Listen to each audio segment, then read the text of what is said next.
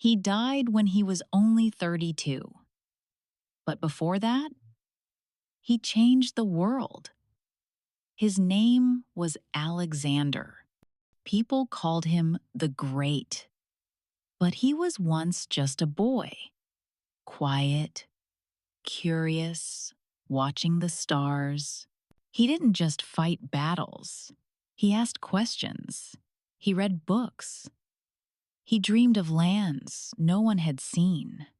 In only 10 years, he built the largest empire the world had ever known.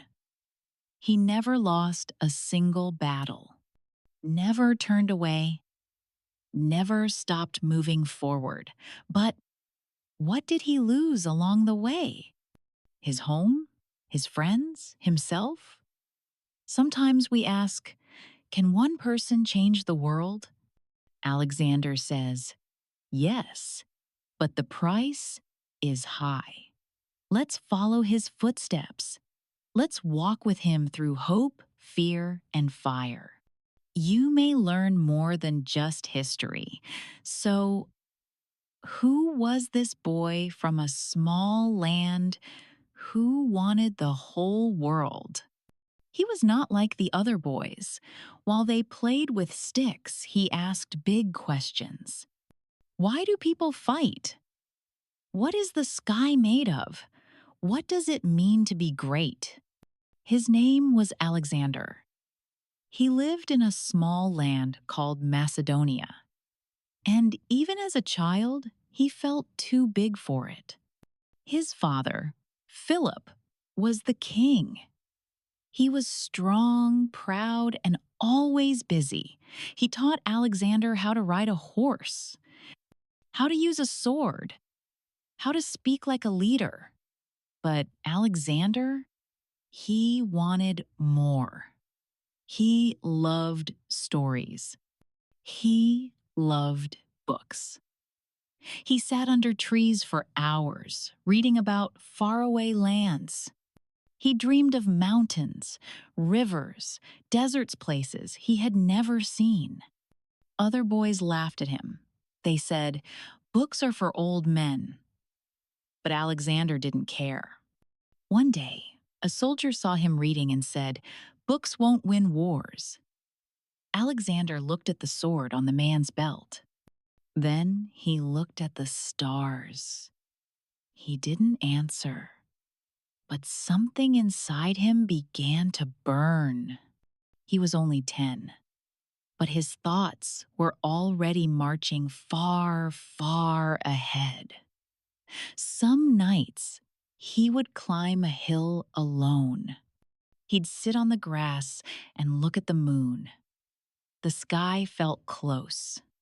The world felt big. And he felt small, yes, but also full of fire. He didn't want to just live. He wanted to know, to understand people, to change something. He didn't know how. Not yet. But he knew one thing. He was not meant for an ordinary life.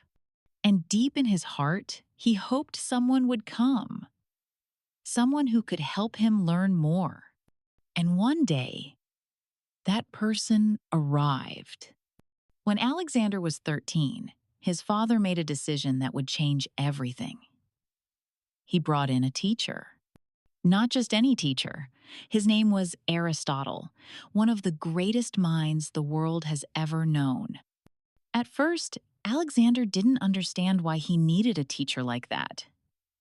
He thought, I'm going to be a king. Why do I need ideas?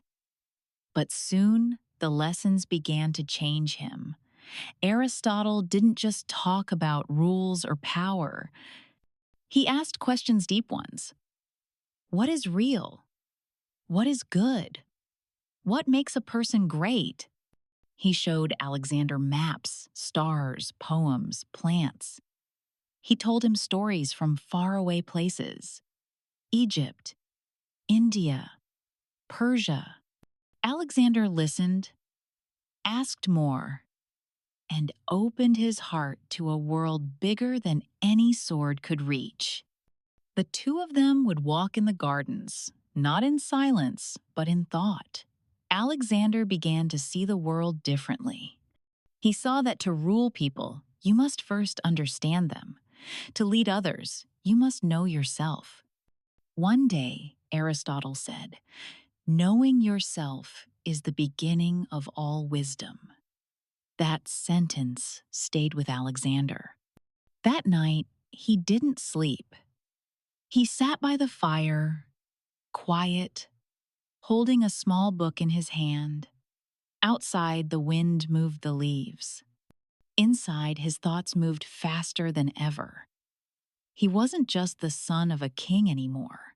He was something else, someone searching for meaning. Alexander started to write notes, ask harder questions, stay longer with his teacher. His mind became sharp, quick, curious. But even with all this learning, there was still a fire inside him, a need to act, to do something, to leave a mark. He wanted more than books. He wanted the world. And deep inside, maybe he thought, if I understand the world, I can lead it. And if I lead it, maybe I will not feel so small. He was still just a teenager, but his thoughts were no longer soft. They were clear, focused, and ready. Every boy wants his father to see him, to say, "I'm proud of you." But for Alexander, that moment never came. His father, King Philip, was a strong and clever man. He built a powerful army. He made Macedonia a name people feared. People cheered for him. They followed him. But at home, he was often cold. He spoke more to his soldiers than to his son. Alexander watched him from far. He tried to be like him. He tried to earn his respect. But no matter what he did, it never felt like enough. Philip laughed loud with his men. But at the dinner table, he was quiet. Sometimes, he didn't even look at Alexander.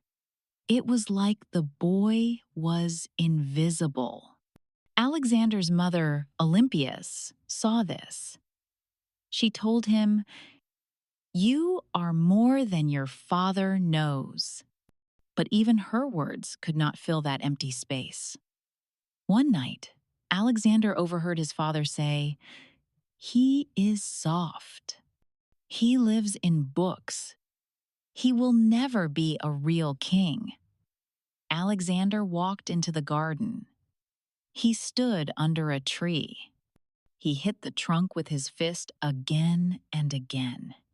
He did not cry.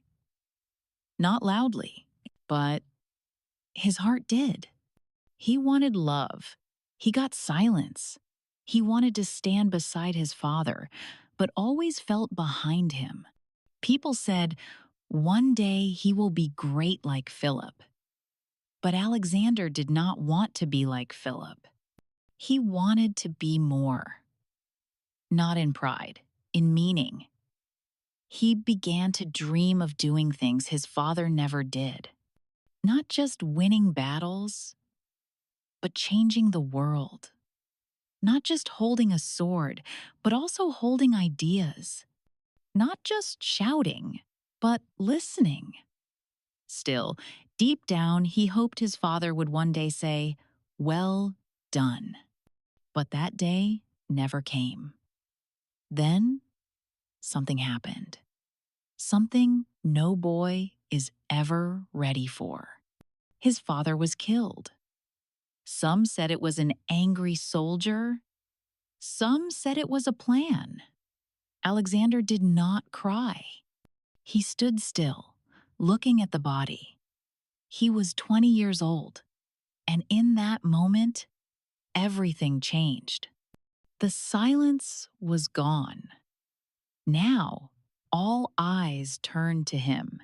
He was only 20. His father was dead. And now, Alexander was king.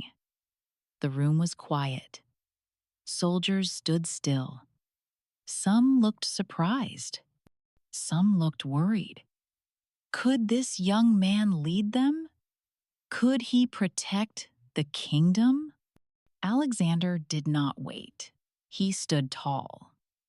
He looked each man in the eye and said, "I am your king now. Follow me, and I will lead you to glory." For a moment, no one spoke. Then one soldier lifted his sword. Another did the same. Soon, the whole army raised their weapons and shouted his name. That night, Alexander did not celebrate. He sat alone in his room. His father's crown rested on the table. He looked at it. It looked heavy, not just in weight, but in meaning. Being king was not just about power. It was about choices, about people, about pain.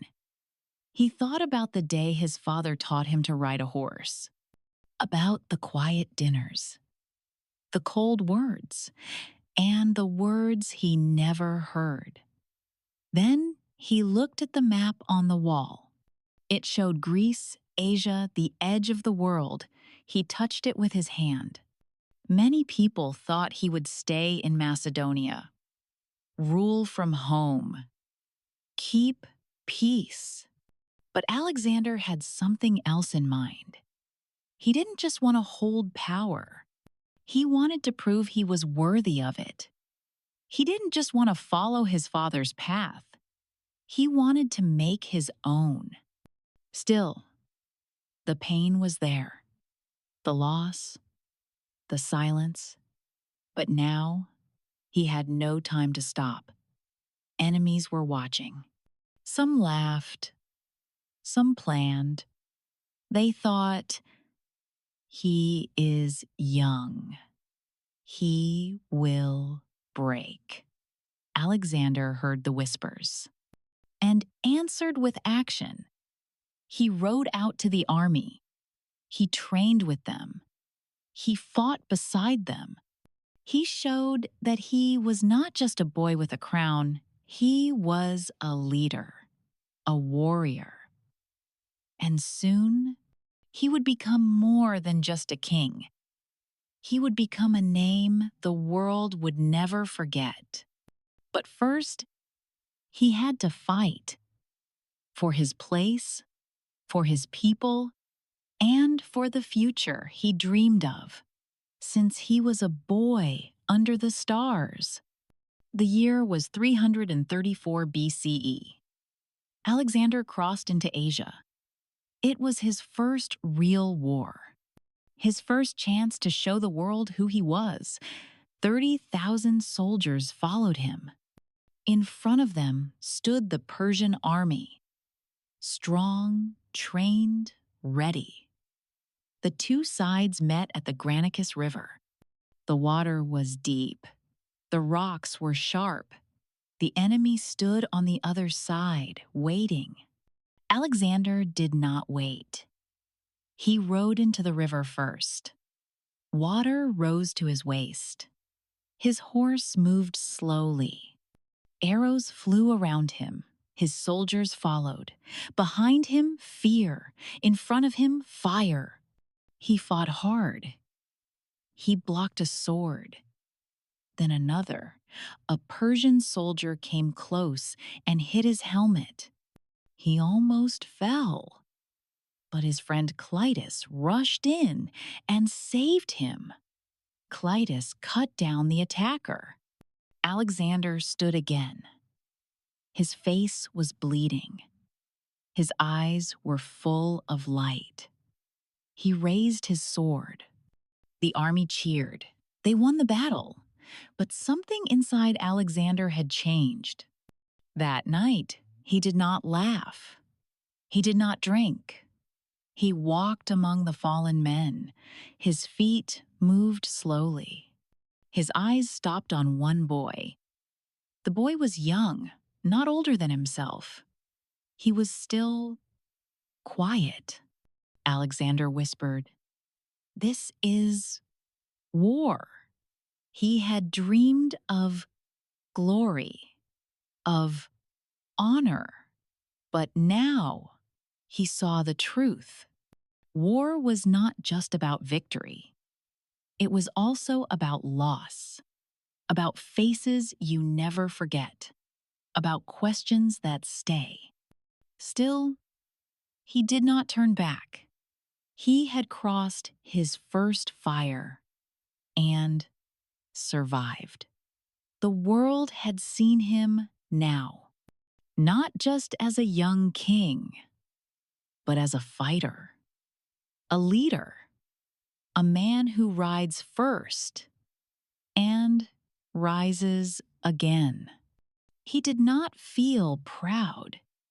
He felt awake because now he knew power is not given. It is earned in mud, in pain, in silence. And this, he thought, is only the beginning. 1 year after his first battle, Alexander faced a new test. His enemy now was not just any general. It was a true king, Darius III, ruler of the Persian Empire. The two armies met at a place called Issus. Darius had over 100,000 men. Alexander had less than half. But numbers did not scare him. He believed speed, surprise, and heart could win a war. The land between the mountains and the sea was narrow. Darius could not use all his men at once. Alexander saw this and moved fast. He led his army to the center of the field, straight toward the heart of the Persians. The battle was loud and wild. Horses ran in every direction. Dust rose into the air. Spears broke. People screamed. Then, in the middle of all the chaos, Alexander saw Darius. The Persian king was riding a golden chariot. His clothes were fine. His crown shined in the light. Their eyes met. No words. Just one long look. Then Darius turned. He pulled the reins. His chariot turned away. He ran. The Persian army saw their king flee. Many dropped their weapons. Others followed him. Alexander pushed forward, trying to catch Darius, but the king was too far. After the battle, something strange happened. Alexander found Darius's royal tent. Inside were gold, clothes, and the king's family. His mother, his wife, his children. They cried when they saw Alexander. They thought he would kill them. But Alexander spoke gently. He said, "Your son is alive. He ran, but he is not dead. You will be treated with respect." He did not hurt them. He did not shout. He gave them food, guards, and peace. Many were surprised. A young man, fresh from battle, showing kindness. But Alexander did not want to be feared. He wanted to be remembered. That night, he sat alone. Victory tasted different now. It was not sweet. It was heavy, because he had faced a king and found a man afraid. And maybe, deep inside, Alexander asked himself, if I had run, would they still follow me? He had won, but the war was far from over. The world was still wide, his path still long. And Darius was still out there. After the battle at Issus, Alexander continued his journey.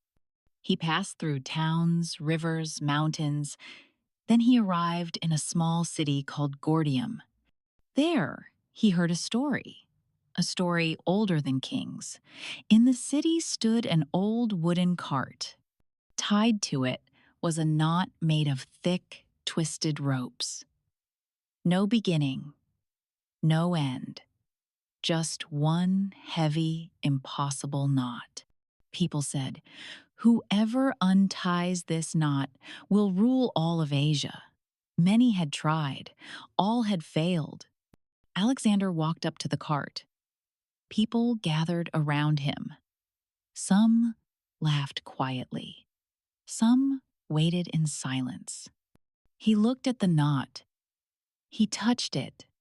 He moved it gently. Nothing.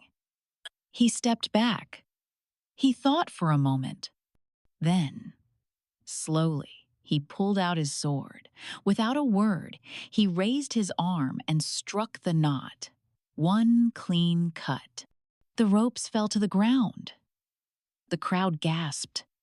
Some cheered. Others whispered, "He cheated." Alexander smiled. He said, "It is untied." That was it. No speech, no long explanation. Just one clear choice. He didn't care about the rules. He cared about results. He didn't wait for the world to give him permission. He made his own path. Later that night, someone asked him, "Why didn't you try to solve it the normal way?" Alexander replied, "There is no normal way to rule the world." He wasn't just a fighter, he was a thinker. He understood something many people don't. Some problems are not meant to be solved slowly. Some moments ask for bold action. It wasn't about the rope. It was about the message. He would not be stopped by tradition, fear, or small thinking. He came to move forward. And he would. The knot was just a symbol, but symbols have power. And now everyone knew. Alexander was not here to follow. He was here to lead. From that day, the road to Asia felt more open. The dream felt closer. The fire inside him grew stronger. But the world would not give in so easily. Far ahead, across the hot plains, the greatest battle of his life was still waiting. It was still dark when Alexander stood and looked out over the plain. The ground was dry. The air was cold. In the distance, fires burned in the Persian camps. This was Gaugamela, and this was the biggest battle of his life. Darius had returned, this time with everything he had, more than 200,000 soldiers, thousands of horses, sharp chariots with knives on their wheels, even elephants. He wanted to end Alexander once and for all. Alexander had only about 50,000 men, but he was calm. He believed in his plan. He believed in his army. And most of all, he believed in himself. When the sun rose, the field turned gold. The battle began. The Persians charged forward. Dust filled the sky. The ground shook. Alexander moved quickly.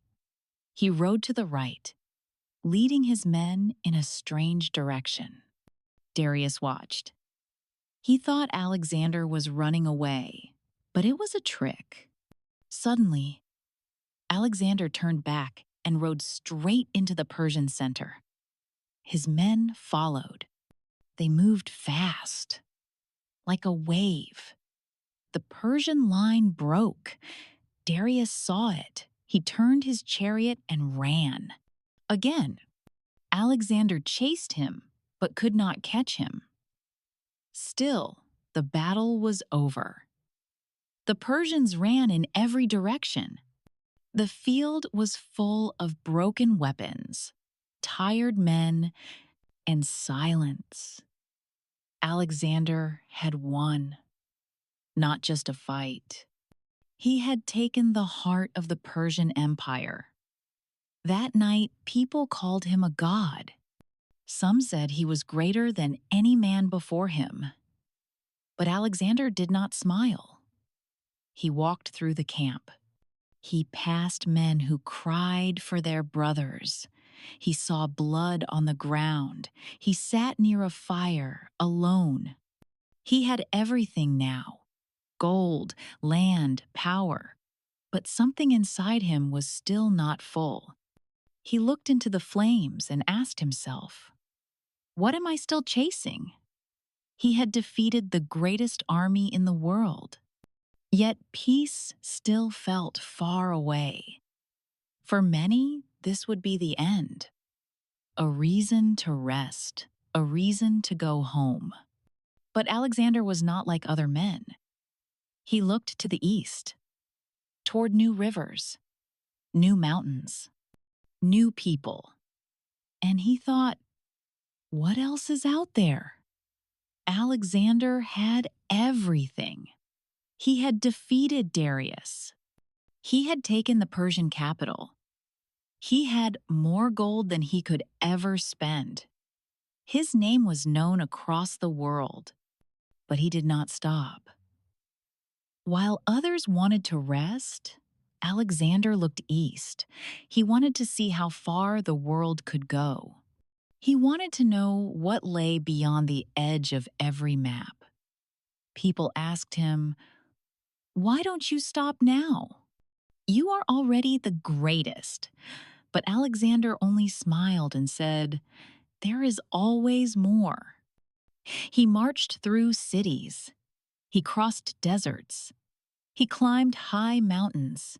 And with each new place, he met new people. He did not destroy them. He spoke to them. He listened.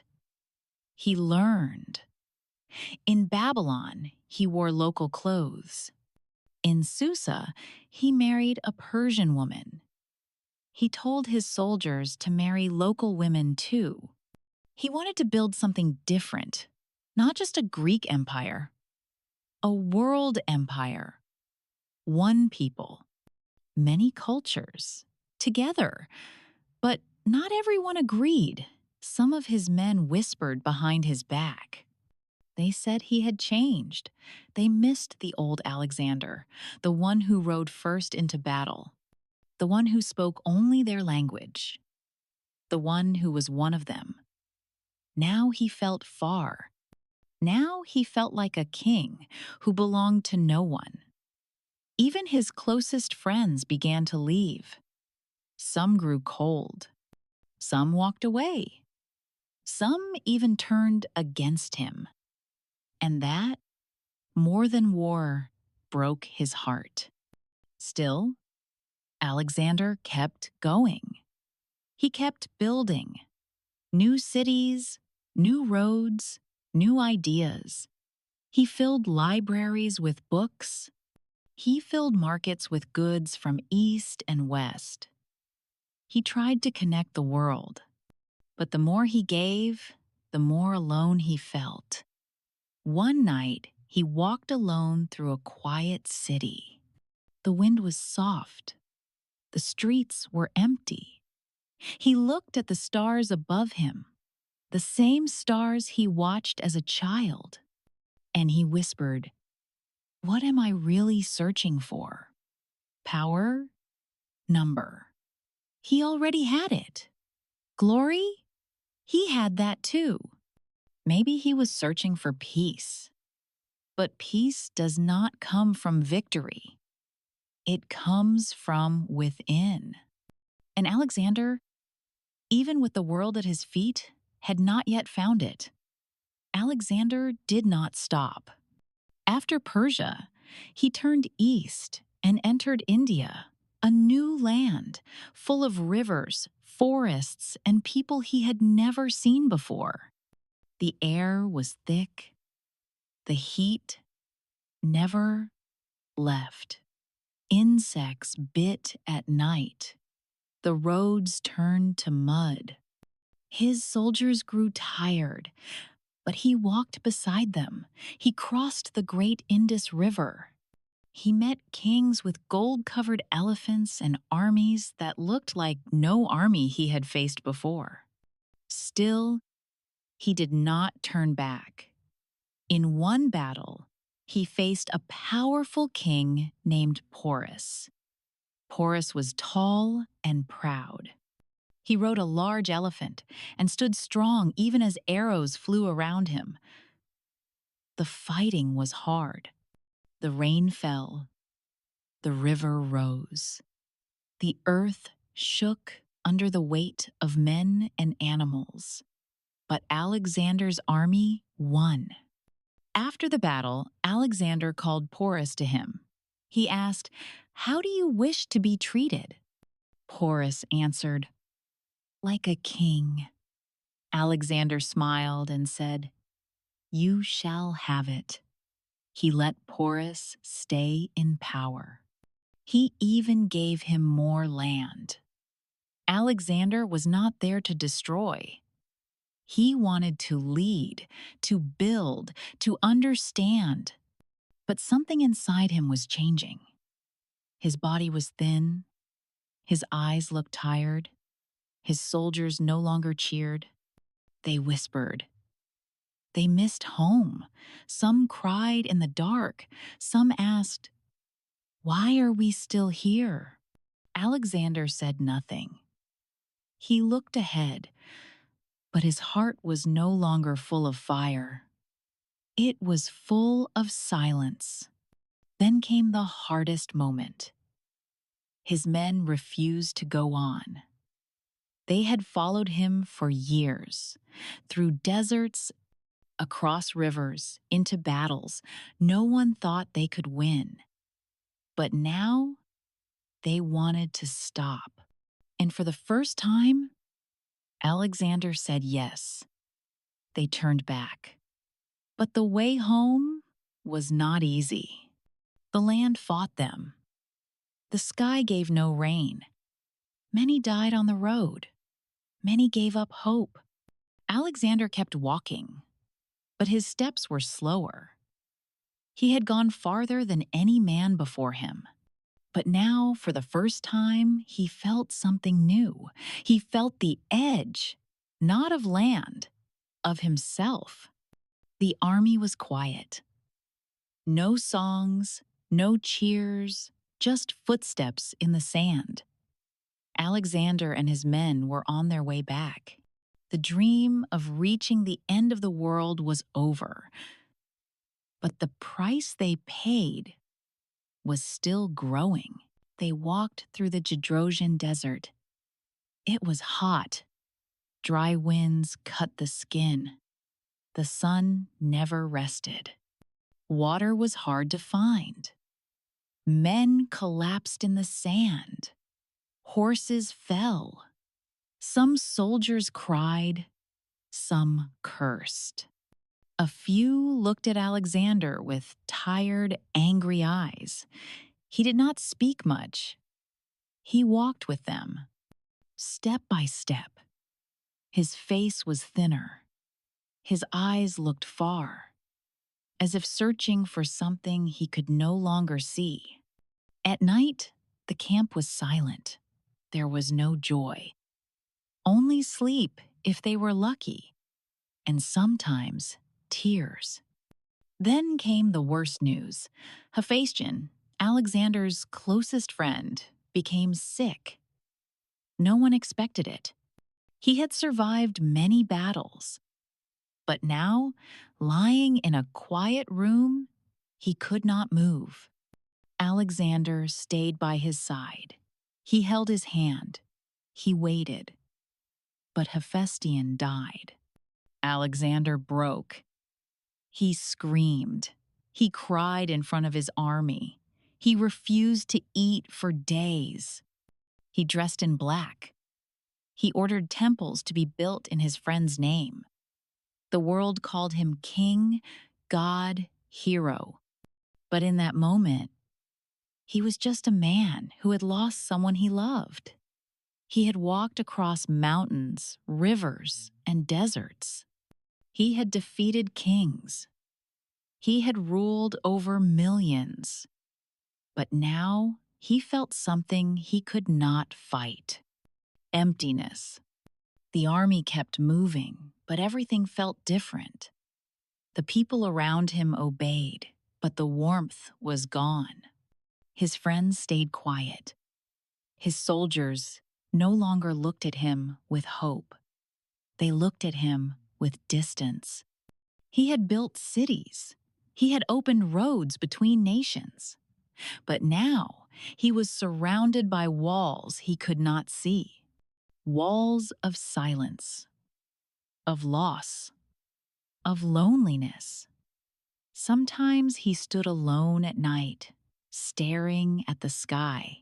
He used to dream under those stars. Now he just watched them, waiting for peace. But peace did not come. And deep inside, he began to ask, what was all this for? The city was Babylon. Warm nights, golden walls, and soft lights filled the streets. Alexander had returned from the edge of the world. He was still young, only 32, but he had done what no one before him had done. He had built the largest empire the world had ever seen. People thought he would rest, build a family, rule in peace. But then, one evening, he felt cold. His body shook. He couldn't stand. His voice grew weak. His eyes closed more often than they opened. Days passed. The sickness grew worse. Doctors came. They gave him herbs, water, prayers. Nothing helped. He lay in his bed, quiet. Around him, his generals stood in silence. They asked, "Who will be king after you?" Alexander whispered, "To the strongest." Then he closed his eyes, and he never opened them again. There was no final speech, no goodbye, no son to take his place. The man who had crossed continents, who had walked through fire, who had changed the world, was gone. The news spread fast. Some wept, some were angry, some didn't believe it. How could someone so full of life disappear so quickly? No one knows for sure why he died. Some say fever, some say poison. Others say he had pushed his body too far for too long. But one thing is clear: his story did not end there. After his death, his empire broke apart. His generals fought each other. The world he built began to fall. But his name stayed. He had no throne left behind. But he left something greater. He left a question. How can one life, lived so fast, leave such a long shadow? That night, Babylon was quiet. No battles, no commands, just wind. And in that wind, maybe, if you listen closely, you can still hear his voice. Not shouting, just whispering. What comes after greatness? Alexander died young. His empire fell into pieces. His generals took parts of it and fought each other. The world he had built with so much fire did not last long. But his name did. He left no child to take his place, no peaceful plan for the future. But still, people remembered him. Not just for the battles he won, not just for the land he took. They remembered the ideas he carried. Alexander had a vision, a world where East and West could meet, a world where people could learn from each other, a world built not only with swords, but also with books, questions, and connection. After he died, cities named after him remained. Alexandria in Egypt became a great center of learning. It had a library filled with books from many lands. People came to read, study, and share knowledge. In other parts of Asia, his roads still shaped trade. His soldiers stayed, married local women, raised families. New cultures were born, full of color, full of life. Greek art mixed with Indian symbols. Persian words blended into new languages. Science moved between borders. Ideas traveled farther than his army ever could. That was his true victory, not the size of his empire, but the space he opened in people's minds. He showed the world something powerful, that we are not so different, that a person from one land can learn the ways of another. That knowledge is not owned, it is shared. And more than 2,000 years later, we still say his name. We still ask questions about his life, his choices, his dream. Because maybe deep inside, we are still trying to understand what he was searching for. He wanted greatness. He reached it. But what he gave the world was something quieter, something slower, something deeper. A path, a question, and a reminder that even a single life, if lived with courage and curiosity, can leave a light behind. He lived only 32 years. No more, no less. But in that short time, he reached farther than anyone before him.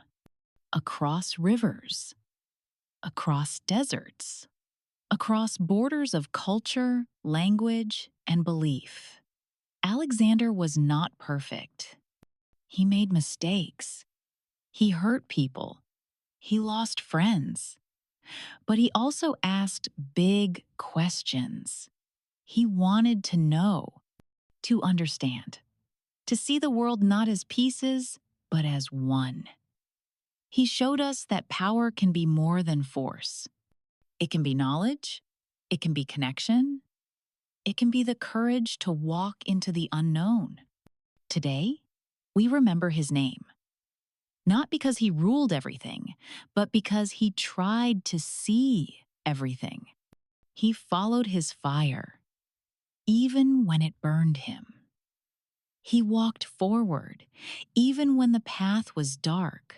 And maybe that is the part of him we carry, not the crown, not the empire, but the question.